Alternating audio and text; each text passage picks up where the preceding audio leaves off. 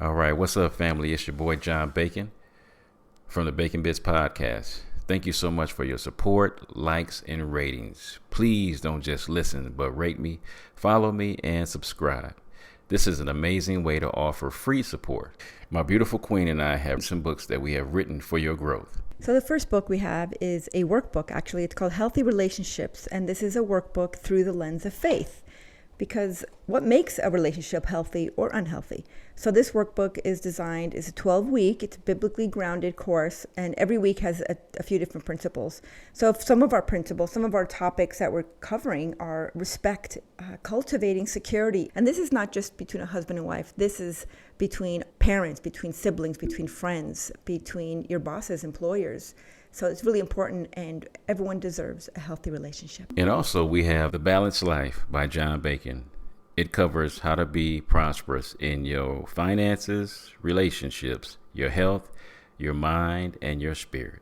And we also have The Unraveling, a creative healing journal, pinings, poems, prayers, and ponderings of my precarious life.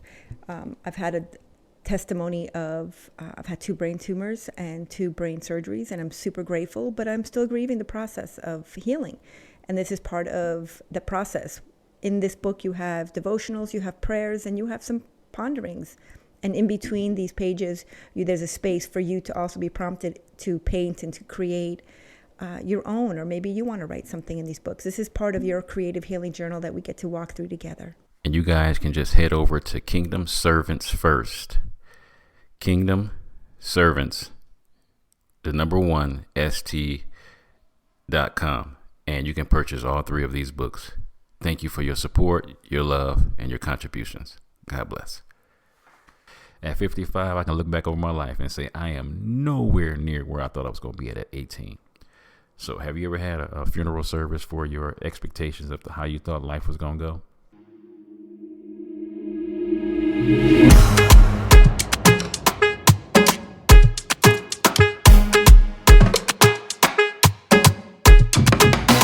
Welcome, family, to the Bacon Bits Podcast, where we desire for you to take the bits of information and immediately apply them to your life for success. The ground rules for our podcast is that it will always be encouraging, uplifting, and informative. The areas of life that we will be talking about on the Bacon Bits Podcast is dealing with having a balanced life. I need to hear it, y'all. Say it out loud. Say valuable information applied equals success. And the topic we're going to be talking about today is it's not about you. How to adapt when things don't go your way. So things don't go as planned, and how do we handle it? Think about it. Let's think about the things that we just absolutely cannot control. So the actions of others, the past. Let the past be the past. The opinions of others. You have absolutely no say in what other people say about you. What happens around me, have no say on that. The outcomes of my efforts. Guess what? I'm shooting a shot. I know how I want it to turn out, but I have absolutely no control on how it exactly is going to turn out. My future. That's where people get a lot of anxiety and bitterness and worry and strife and all that wonderful stuff. How others take care of themselves. That's a hilarious one, because me and my wife were driving down the street today and I seen this van and it was super filthy. And I'm sitting there complaining about they super filthy van, and I had no control over them washing that van. But it made me think, guess what? I had no control over that. So me talking about it made absolutely no sense. And then what other people think of me, guess what? That's their opinion. People can think whatever they want to think about me. And guess what? I have no control over that. So I cannot dictate when things don't go my way and they don't talk about me the way I want to be talked about. Guess what? You have no control over that. So you got to be cognizant of that. Part of, things not going my way is, man, I had to learn how to be patient. That's extremely important. Knowing that situations can get better and there are always alternatives. There are always different ways of things being able to be done. So that when things don't go my way, guess what? Don't trip. Let's be patient, calm down. Let's see why that didn't turn out the way I wanted it to turn out. Was it on me or the other person? Are there alternatives on how this can be handled? So I got to learn how to adapt, man. I don't have to always be in control, and I got to be cool with that. And I got to take steps to find options, man. There's always options. There's always different ways of how things can go. So when things don't go my way, guess what? Let me figure out some different ways on how to handle that, because they deviated from the original plan. And I really want you to sit back and think about this. How many things in your life that you planned went exactly the way you thought they was going to go? Now, I need you to be honest with yourself, because if you tell me 2 or 3 things went exactly how you planned it, I'll be in shock. Because everything I've ever planned, even the great things that have happened in my life, I never thought they was going to turn out the way they turned out. So I always have to be open to, this is what I want to accomplish, whatever that thing is. But exactly how it happens, man, I have absolutely little control over how that's going to happen. So I got to watch the next steps that I take to find options on how to make things work outside of my original plan. That's a big one, because there's always different alternatives. I got to avoid on dwelling on the past. Remember I said that one, avoid dwelling on what went wrong. No, pay attention to what went wrong, but don't dwell on it, because dwelling on it is going to get me in a funk. I'm going to start getting down, depressed, going off on myself, and dwelling on it ain't going to help change it. It's acknowledging that it went wrong and focus on the changes that I can do to make it better. That's the best way to do it. So remember we talked about, I want you to keep your cool. Stay calm, man. You can't panic when stuff ain't going your way. Take a moment to breathe and calm yourself down. Okay, I know we always, used to do it with the kids and say, count to 10, take you some breaths in between, and look at them roadblocks that you're experiencing right now. Because it ain't going to go according to how you thought it was going to go. Slow down.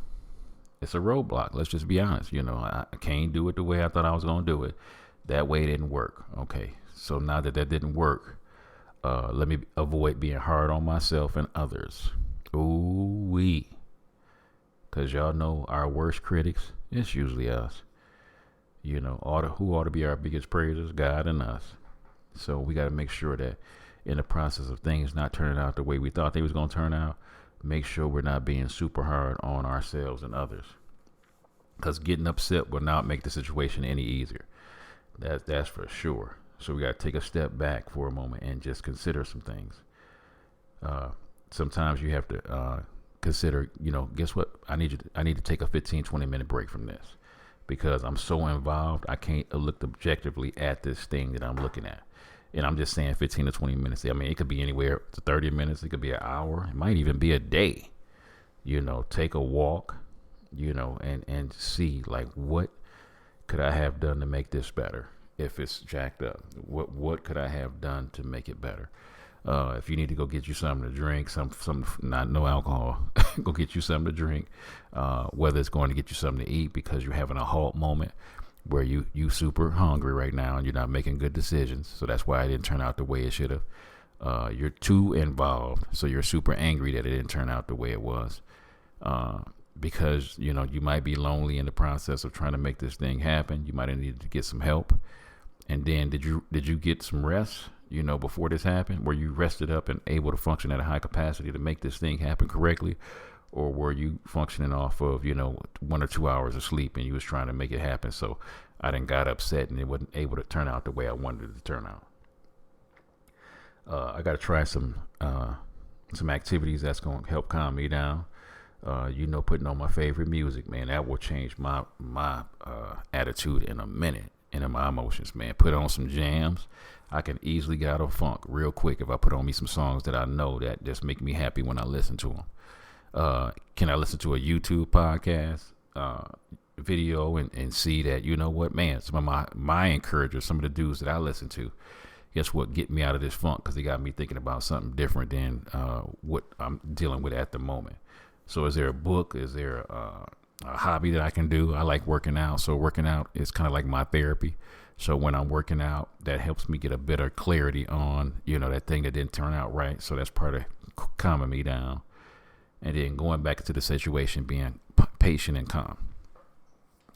Going back into it like, okay, now that I'm relaxed, now that I'm calm, now let me be able to look at this as an objective point of view, instead of going in there, I'm all up in my feelings and emotions and I'm caught up. So got to make sure that I calm myself down and go in there patiently and deal with the situation. Another thing that we got to do is acknowledge that you're disappointed in how this turned out. There's nothing wrong with saying it.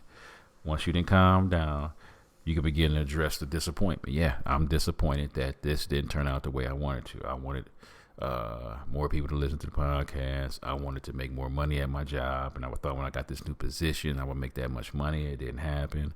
I thought my marriage would be in a different position that it's in, and it's not.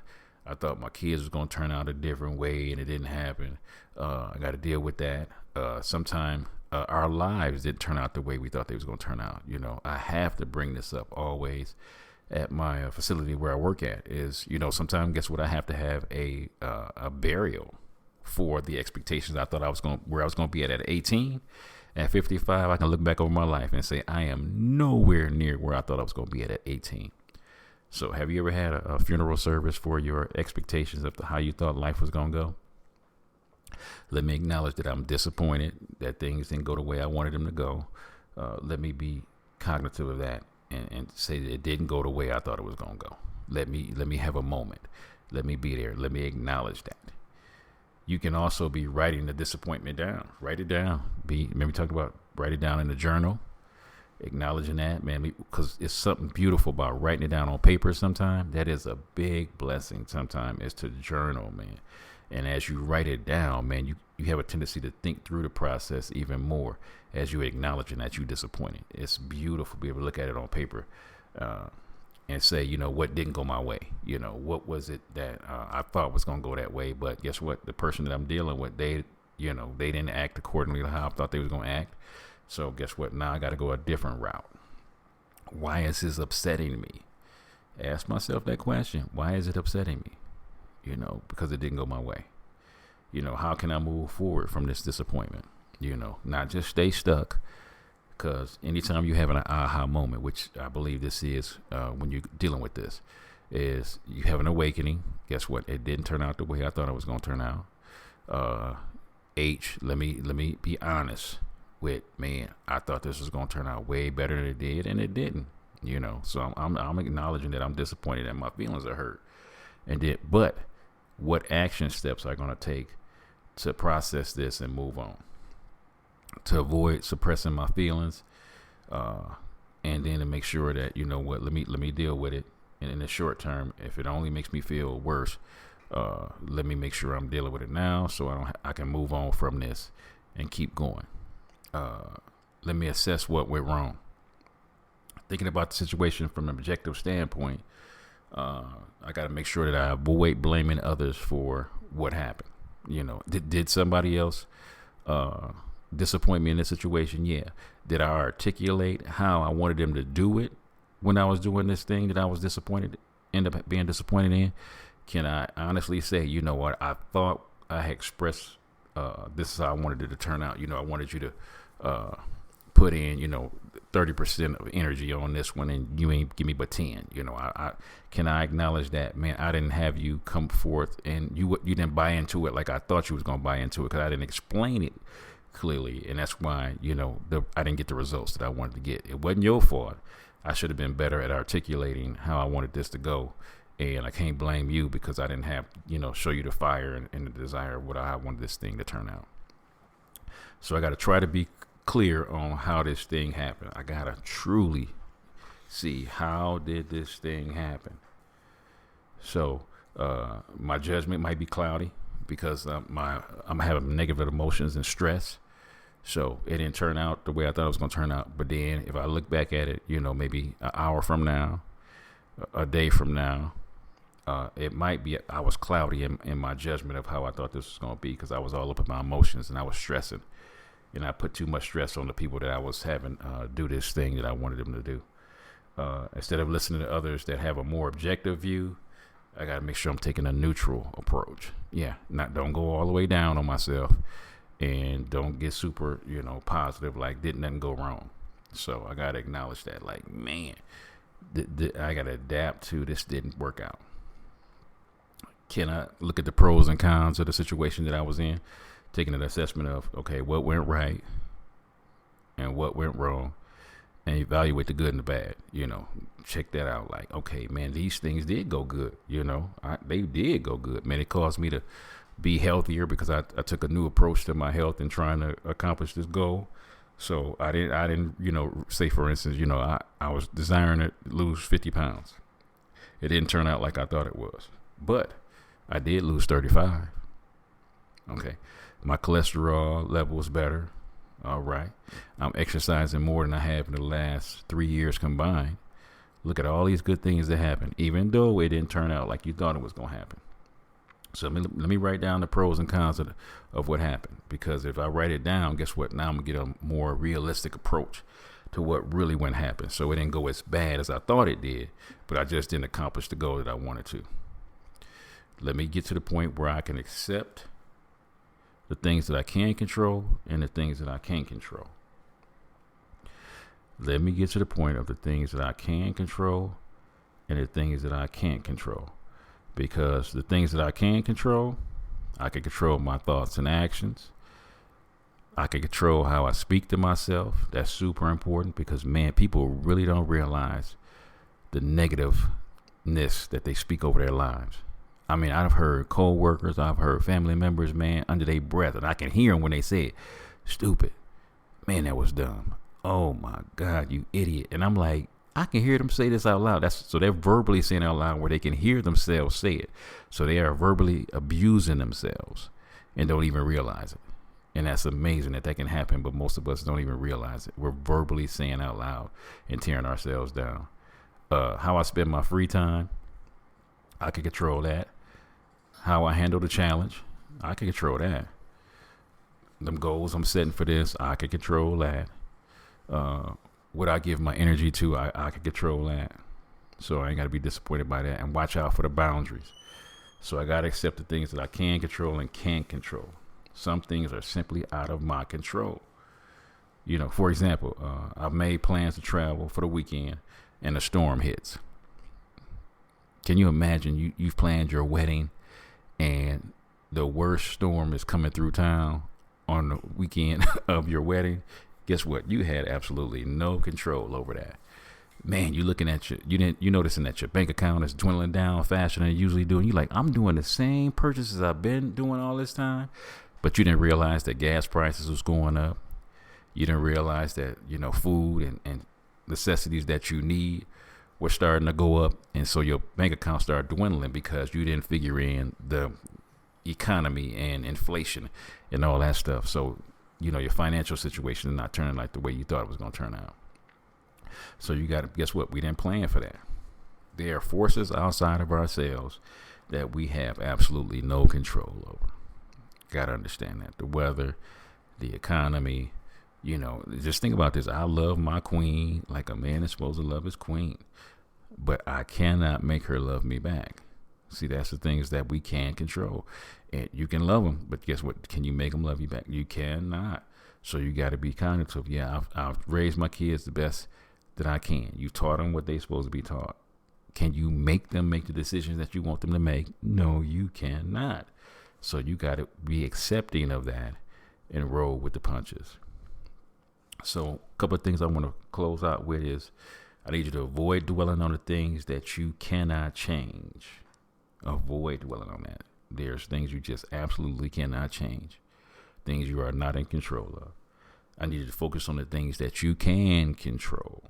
The things that's in your ability to be able to make life better for yourself. Control those things. Then I need you to think about how you can be a solution to the problem. Remember that thing that you wanted to happen didn't turn out the way you wanted it to be. How can you be a solution to that problem instead of, dwelling on, that did not turn out the way I wanted to? Make sure you focus on the things that you can control. Leave the things that you can't control in God's hands and move on. This is your boy John Bacon with another segment of Bacon Bits. I love you guys. God bless.